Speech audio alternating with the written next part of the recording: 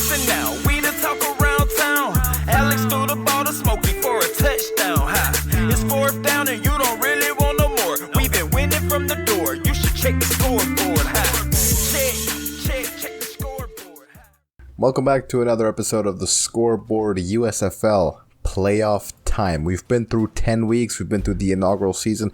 Pretty successful so far. The league seems pretty healthy and hasn't folded yet, which is a good sign. We have playoffs coming up. We already knew these matchups last week, which is a little bit of a downside into week 10, but we still had an interesting week, and we're going to have an interesting playoff race, and we're going to give our predictions for the two games that we have today. Smokey, first of all, how you doing?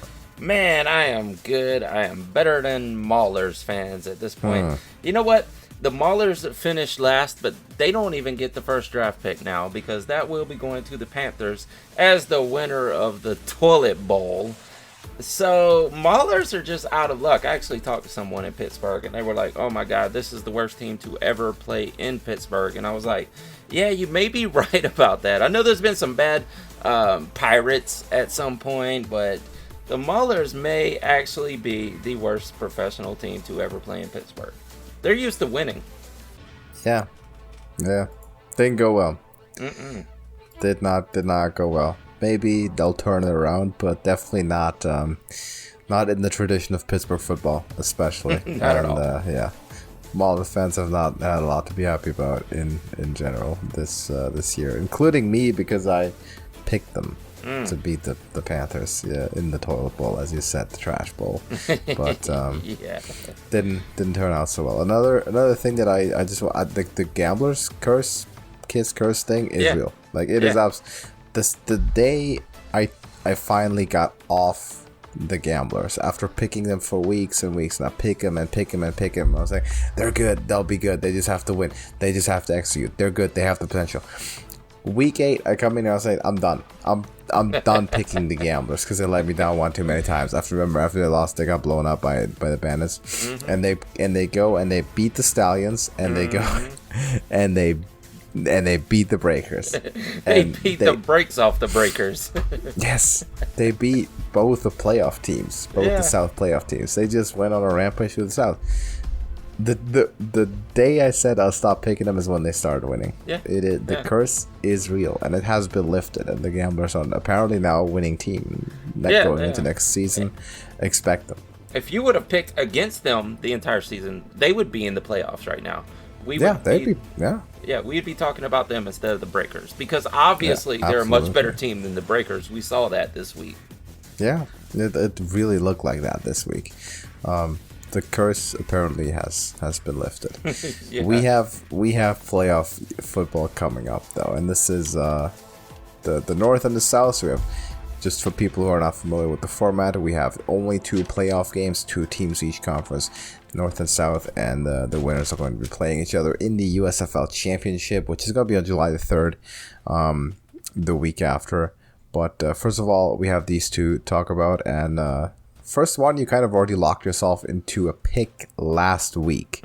When we talked about the Stars and Generals, because they played last week, we knew they were also going to play this week.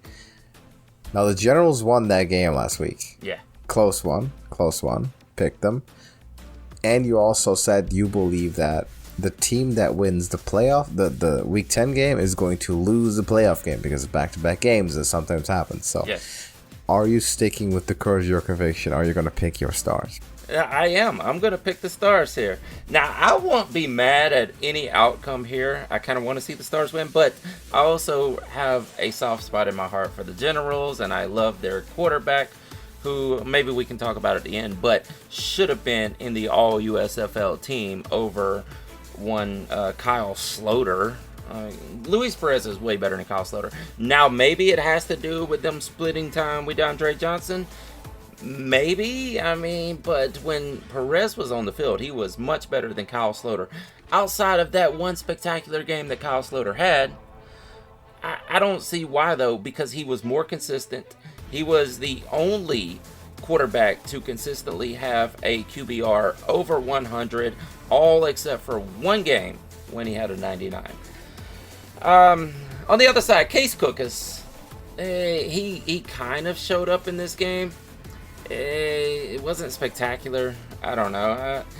He could have been much better than what it was. I would feel more safer about this, as I've said, I don't know how many times this year, if this was not Case Cookus.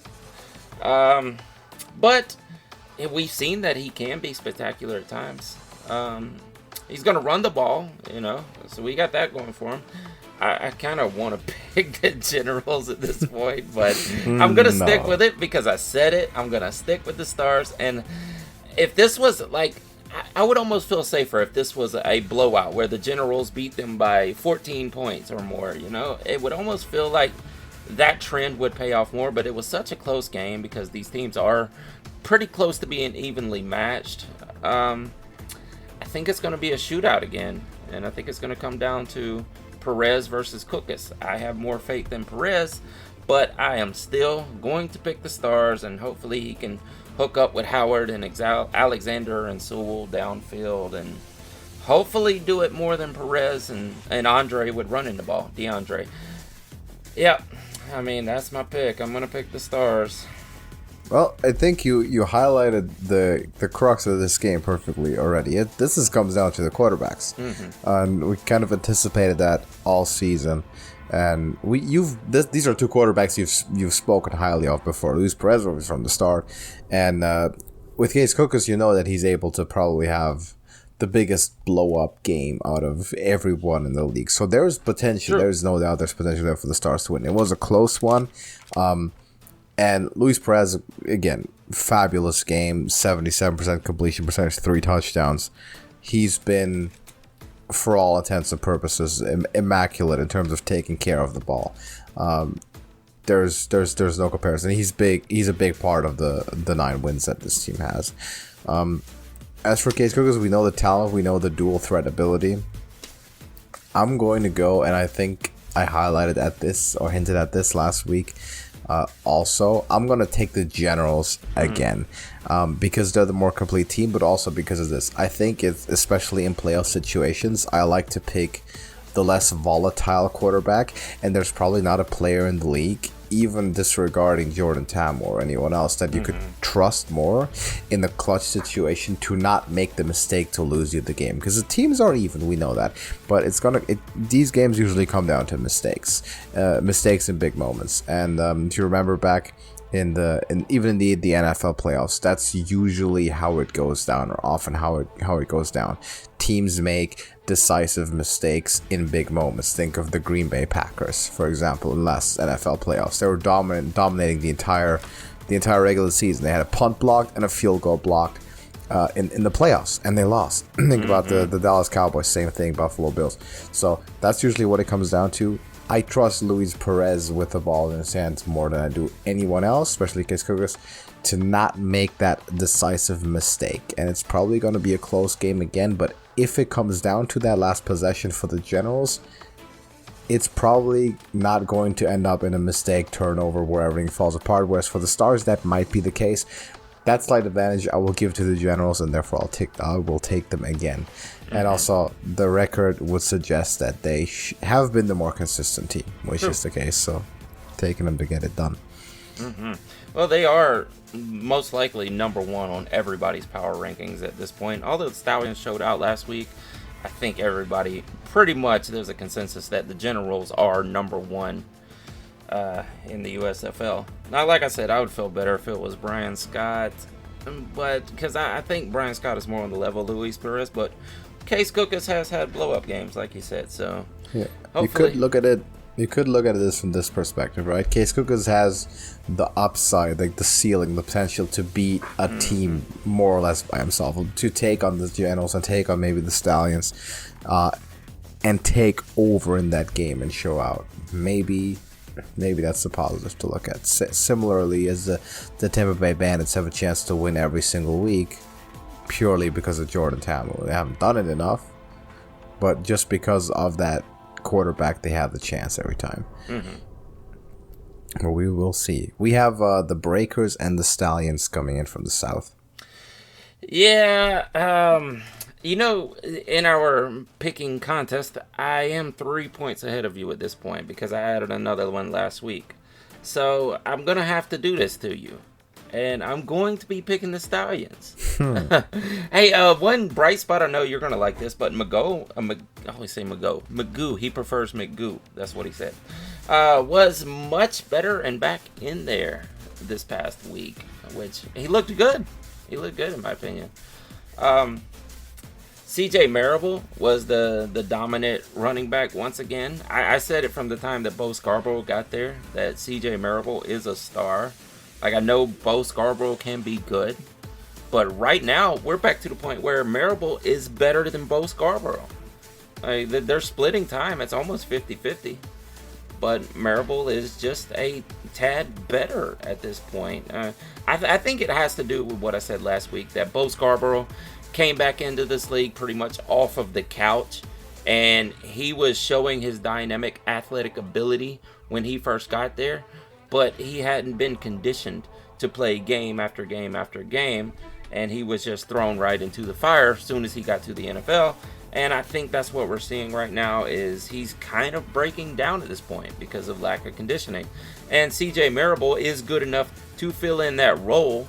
Even if it's only 50-50, it's still a dynamic running back situation.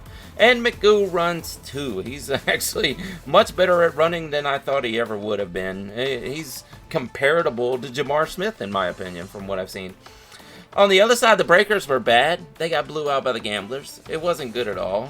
Shea Patterson was back to being, well, I can't even say back, because he started out with the Panthers.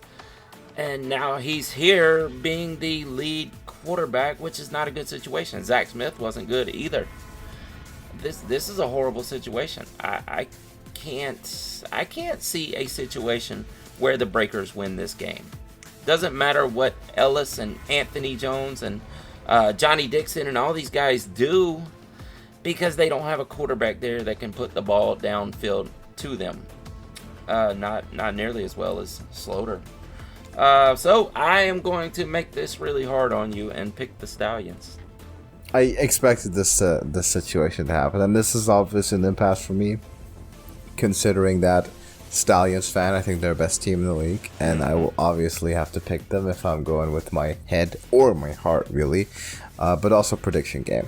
And I've decided that I'm gonna go with the following. With the following sentiment here. I'm gonna wipe the slate clean. I know I'm down 3 points. This was gonna happen either way, and I'm not coming back from this overall.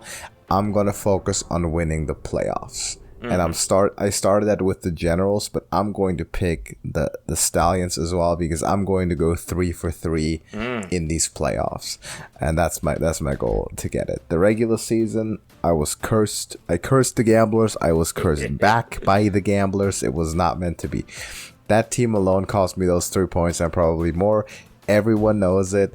It is what it is. I'm going to go 3 for 3 in the playoffs, because there is no Houston Gamblers in these playoffs.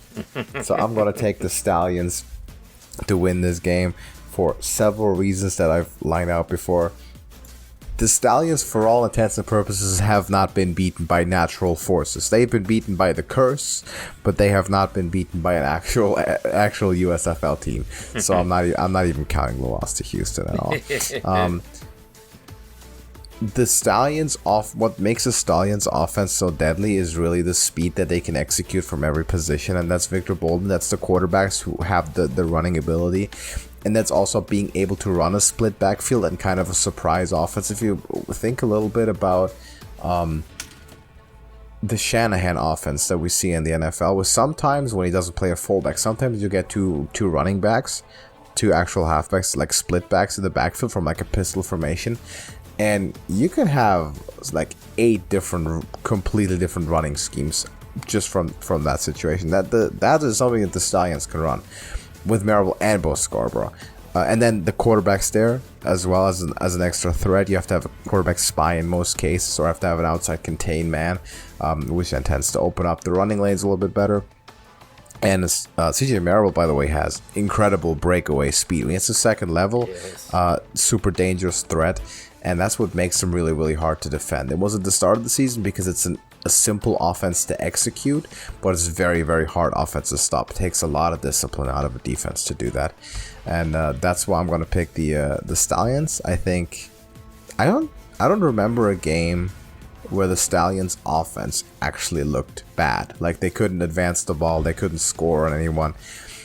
I don't remember a game all season. Do you recall one right up your head where it just looked like Stallions actually got shut down? Like people figured them out and just beat them? Well, I don't recall.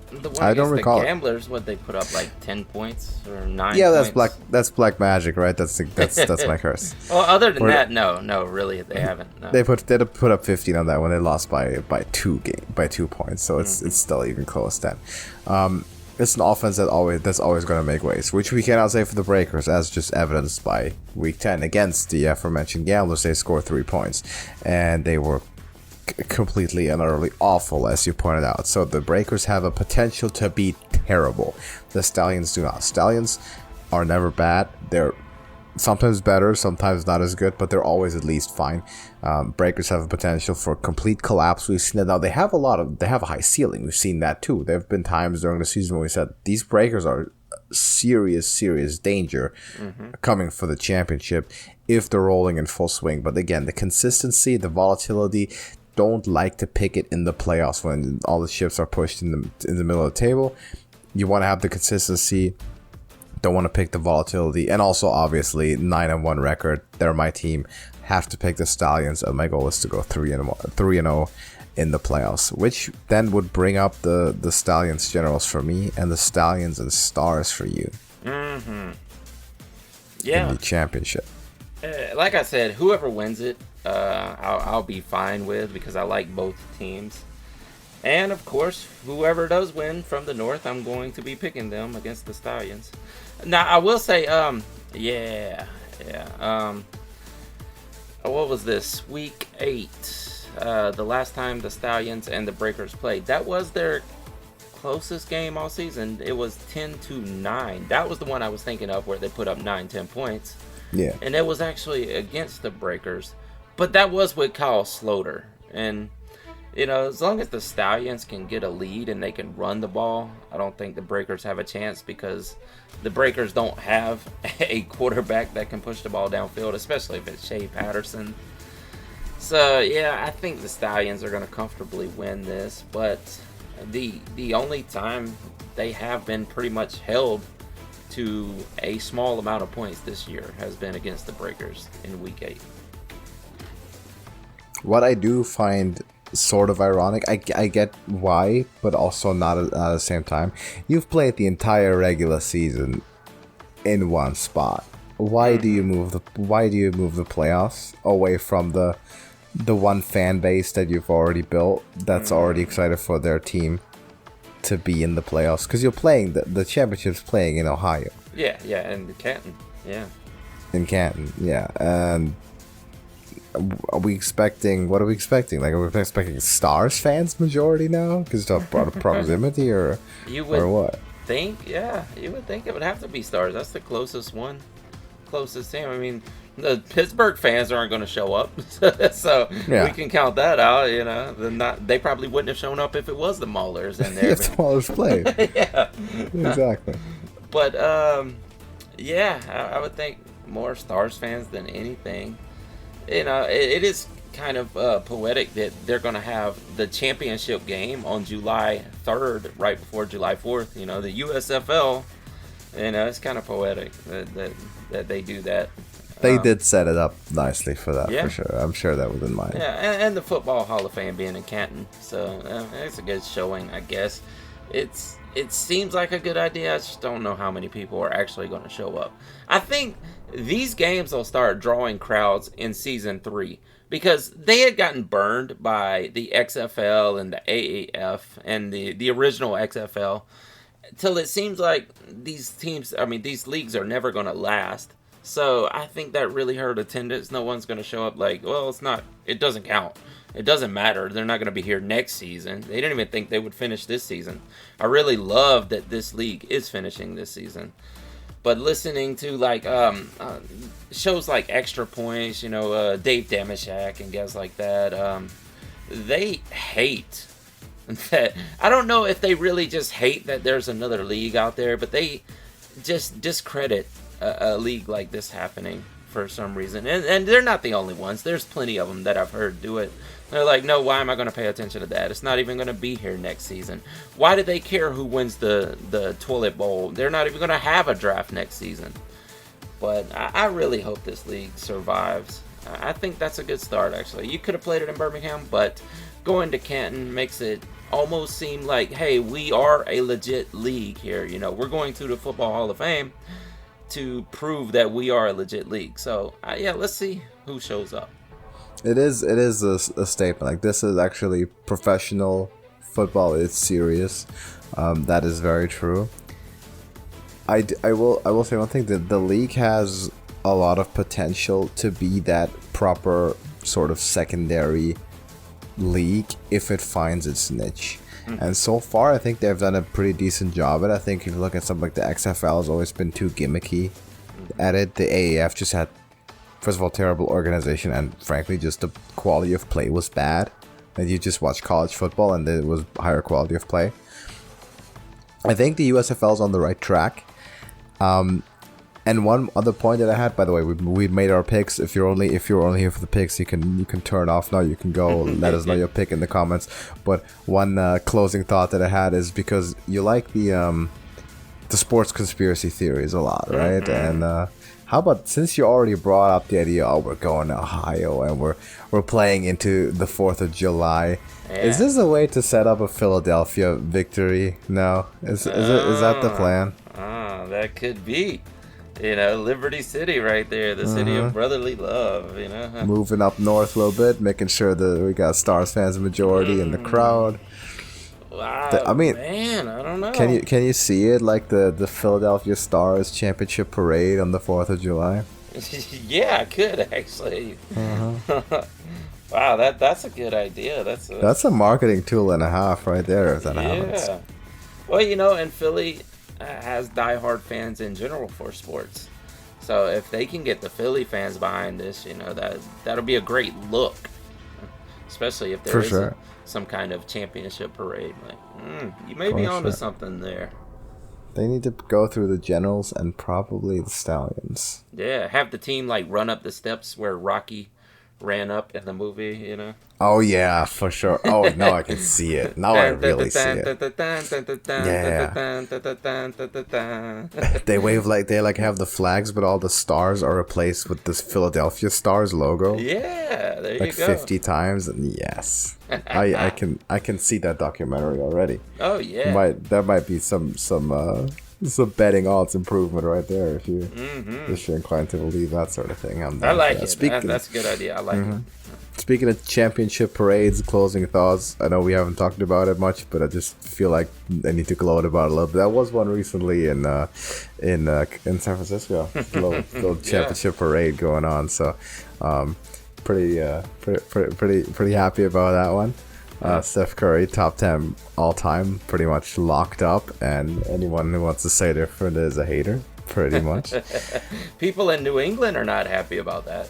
Yeah, people, they're never happy about anything. Yeah, exactly. Yeah. The Celtics gonna be back. They'll be back. Like, they're a young team. It showed. Like, they lost due to inexperience. They'll be back. Yeah. I will enjoy this one more time for sure. Maybe more. They're opening as the betting favorites for next season.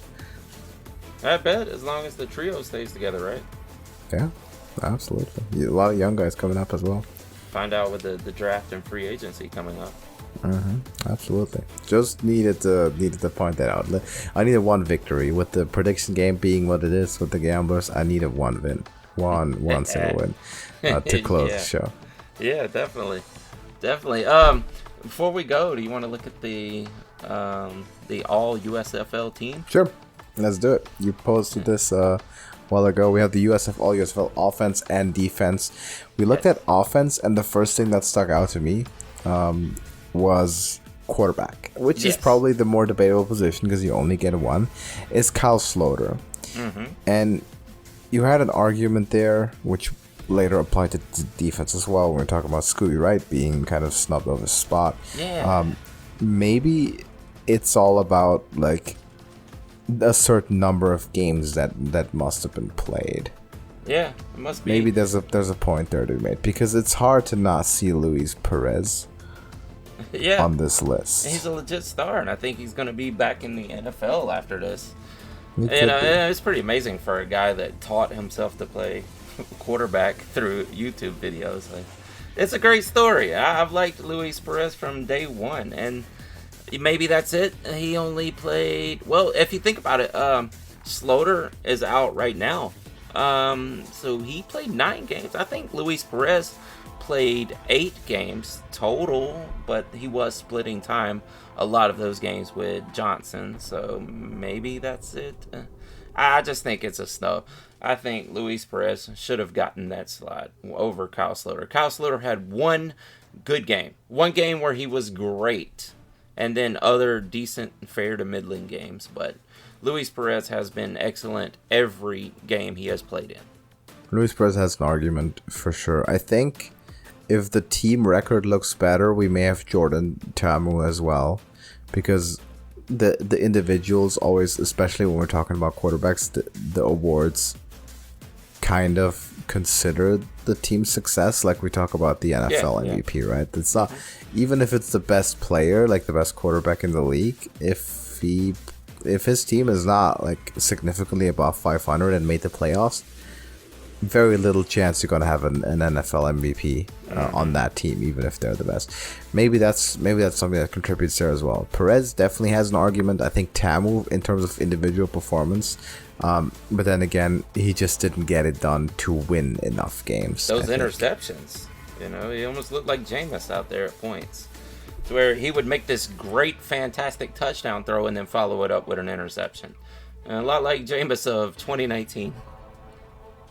And then we got Darius Victor Bolden, probably the biggest offensive stars and most recognizable names. That's the best rushing touchdown leader, all-purpose yards leader in Victor Bolden as well. I think that makes a lot of sense. Looking at the defensive side, the name that stood out to me first was Chris Odom, was defensive end. Obviously, he's on the team to me, defensive player of the year, sack leader for the Houston Gamblers, and a big part of why that Gamblers offensive front seven was so smothering, and most of their shortcomings were kind of owed to the offensive side of the ball. Was Chris Odom, because he's been a dominant force in this league, and he should get a spot in the NFL, I believe, in the NFL training camp come August and September. Name that stood out to you that is missing from the list was Scooby Wright. Absolutely. Yeah, I mean, no offense to Gates and Donald Payne. Donald Payne is excellent. I can't, that whole Gamblers defense was actually really good this season. It's just the offense couldn't get it going at times. But okay, but let's look at Gerard Fernandez. You're telling me Gerard Fernandez overall was better than Scooby Wright? Scooby Wright was a star. Now, he did miss a couple games, so maybe that's where it comes in. But I definitely think that's another snub. So if you take this list here and put Luis Perez in place of Kyle Slaughter, and you put Scooby Wright in the place of Gerard Fernandez, and I'm perfectly fine with these lists.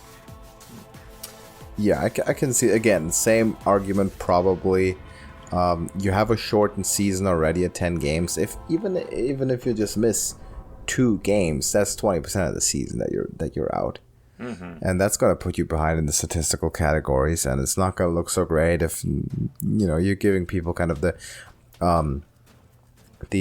extra credit for the name, because Scooby Wright obviously is a relatively big name that we recognize from the NFL as well. I can see why it would be the way it is, but I think yes, if we're playing a longer season, or all else being equal, they play 10 games, I think Scooby Wright probably deserves that 3rd spot. I'll never say that a Stallion should not be on the list, but of course Gerard Fernandez in his own right, and the Breakers defensive front has been excellent, along with the Gamblers as well. So I can't complain. Yeah, here's another question though. I just thought about this while you were talking there. This league started late compared to the other spring leagues. How much does it hurt these guys? Because I was thinking Scooby Wright could probably, after this showing, go back to the NFL. But these guys are missing OTAs and mini camps doing this. So how much does that hurt them? You think a lot of these guys are going to land back on NFL rosters? Like Donald Payne should be on an NFL roster. I think some of them can for sure, because the league is going to be over before August, before actual training camp starts. Yeah, they missed like the initial spring, like OTAs, the mandatory mini camps, but that is more or less regarded as a rookie OTAs, right? Yeah. The real team activities, and you oftentimes have star players being excused from the mini camps, the mandatory OTAs, anything that happens before August, or it's very common for people to hold out of those from contract negotiations as well. I think it's fine. The league finishes early enough for these players to still get signed onto NFL rosters, because until training camp opens, it's pretty much free for all anyway. You'll constantly have players moving between teams. You still have free agents being picked up left and right. That's not just the undrafted free agents, but also just free agents coming from other leagues being released constantly. Teams trying to figure out personnel situation generally until contracts are figured out, which sometimes goes pretty close to the kickoff of the regular season. A lot's still possible. So I think it's not going to hurt them too much, especially if you have a fresh good performance on your resume. Like I just did this just a couple months ago. I did all this. What I'm more concerned about is actually the grueling nature of having to play this, and then this ends in July. Now you've played a full season. Yeah. You've played more or less a full season. The next one kicks off in September, so you do not have an off season. Like you're playing, worst case scenario, like 30 plus football games this year. That's a lot. That's a lot for the players. So that's maybe a cautionary tale for the NFL teams to understand that these guys are not going to come in fresh and be fit to maybe start the majority of the NFL season, but to bring them on the roster, develop them as prospects or practice squad, absolutely, no doubt about that. That I think the time schedule is still fine for that. Yeah, like a guy like Luis Perez, maybe it wouldn't matter as much. He can go run the practice squad for the Tampa Bay. Absolutely. But Victor Bolden, this is a guy who is probably the best player in the USFL. He could find himself out there with Juwan Jennings on the other side of the field, with the 49ers or something. He seems like a good fit for the 49ers, in my opinion. He's been on the Niners before. He was there. He was a kick returner. And that was his last spot, wasn't it? I believe so, yeah. Yeah. I believe so. I remember him playing for the Bills also. Just intuitively, it seems like he should go to the Dolphins. Because number one, he's a ex-49er, and number two, he's incredibly fast. He's got the speed, and that seems to be two things that the Miami Dolphins are building on this offseason. They're going to be a first offense in their own right, so that just feels like a natural fit. And I do expect him to also be present at an NFL training camp. A lot of these players, actually. I'm curious to see how many I think Turpin, I think Scarborough and Marable could be given a couple looks. Possibly both, yeah. Reggie Corbin for sure. Darius Victor, I could see all four of those guys backing up someone. That might be Miami too. They seem to have every unsigned free agent ever at running back there. So yeah. Oh yeah, that could be full backfield of the street. Yeah, exactly. Yeah, either there or with the Texans. Yeah. We'll see. I'm pretty sure we'll recognize some of these names. Not to devalue the USFL. I'm sure they'll get some pretty good college players coming into next year as well to make sure like all the good players don't get poached instantly by the NFL. But that's generally how it's going to go, right? The best players are going to be moving up. Yeah. But we will be looking forward to that. It depends on the salaries too. If they can give something comparable to a UDFA for the NFL, maybe they can get some of these guys. Yeah, I think if you can pay as well as an NFL practice squad does, There's no reason to necessarily go, because in the USFL you're starting, like you're actually playing. In the NFL, you're in the practice squad, you're not really playing a whole lot. You're just kind of showing up to the building, and you get to sit in meetings and everything, but you're not really playing. You're not really getting the exposure. So I can see that. We'll see how it goes. But that is our picks for the conference championships, if you will. Next week we'll be back with our picks for the actual USFL championship. In my opinion, obviously it's going to be Stallions Generals. To you is going to be Stallions Stars. Either way, you already know you're going to pick the Stars. I already know I'm going to pick the Stallions. Yeah. We'll still do the episode anyway because we have to make it official and we have to recap. This week and look ahead to the actual championship game. But for today, do you have anything to add? I think that's it for today. All right, then thank you for watching, and we're gonna see you in the next one. Deuces. Check the scoreboard. Ha. Check.